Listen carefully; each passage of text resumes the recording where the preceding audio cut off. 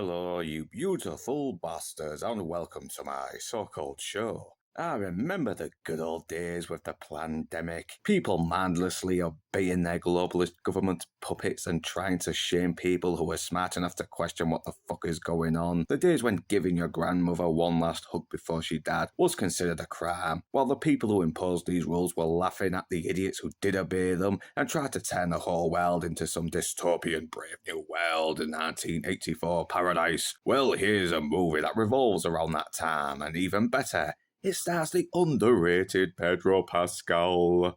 I'm gay. I suck penis every day. Fuck me in the ass. That's right, slutty ladies and not so gentlemen. This is Eddington.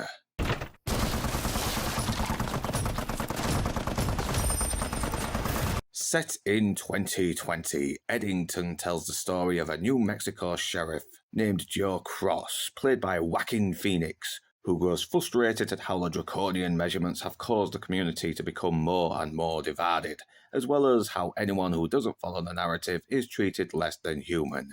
And with Mayor Ted Garcia all for keeping the lockdowns as well as being up for re-election, and some clean energy thing that's going on as well in the background, Joe decides to run for mayor, give the power back to the people, as well as get the town and its community back to normal. But it ends up being harder than imagined, as circumstances escalate, which threatens not only his ambitions, but also his marriage and sanity. So despite my sarcasm in the intro, Eddington might still be one of the more ballsier movies to come out this year, and it might also be one of Joaquin Phoenix's best roles, up there with most of his best roles, which is way too many. He does a good job getting you on Joe Cross's side, understanding the frustration he's going through, which isn't hard as most people were Joe during that time, including me. But he doesn't forget how to portray the tragic figure trying to do good but may have bitten off more than he can chew. Pedro Pascal, while annoyingly everywhere, manages to do a pretty good job as the hypocritical Ted Garcia, coming across as the typical virtue-signalling lefty politician who has no problem contradicting the very standards he claims to hold.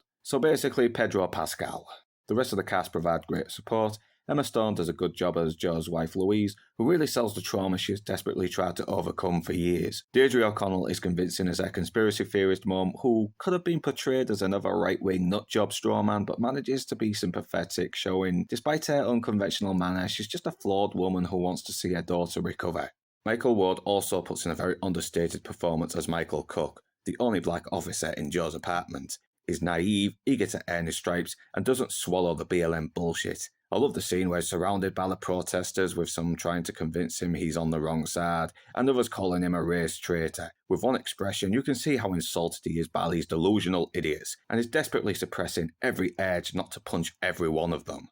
More support from Luke Grimes, and also Austin Butler making a short but charismatic appearance as a cult leader. To set a film during that time, especially one where the wounds are still fresh, could have been handled clumsily, but thankfully Ari Aster handles the subjects in a way that was actually well-balanced, realistic and honest. It was so refreshing to see a film that tackled such a dark period without coming across, well, retarded. Aster captures the hypocrisy of political movements, establishing the mindless stupidity and selfishness that contradicts everything they're supposed to stand for. It doesn't get too pompous and pretentious in its commentary. It manages to execute the satire with a self-aware sense of humour, while never taking away the believability. Until the end. But we'll get to that later.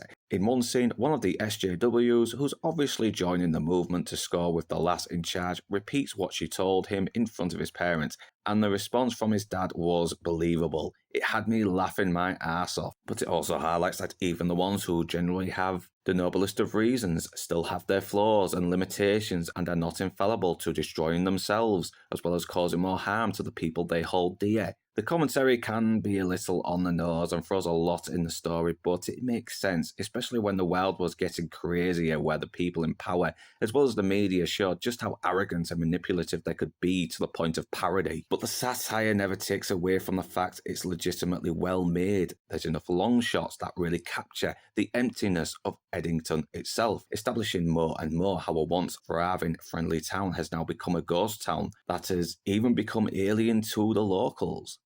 And the story cleverly builds up Cross's character as an altruistic, well-meaning man trying to maintain some sanity in a world that has only gotten more insane.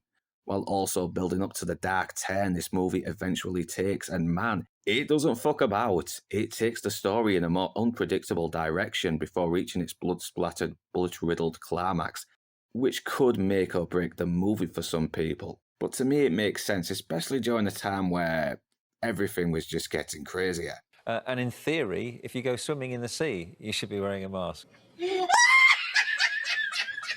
And yes, it's another movie with Pedro Pascal, and the fact that a lot of people, including me, are fed up of seeing this guy in everything when there's so much more charismatic actors out there is probably going to put a lot of people off from seeing this movie. Which is a shame, as apart from a couple of scenes, he's not really the main focus, and the film itself does come across pretty earnest and sincere, touching more on how people, no matter how good their intentions, are still likely to fail in building a better world when they rely on irrationality instead of coming to a middle ground. So overall, Eddington is a funny, relatable dark comedy western that's well worth your time and is just as crazy as the time period it's set in.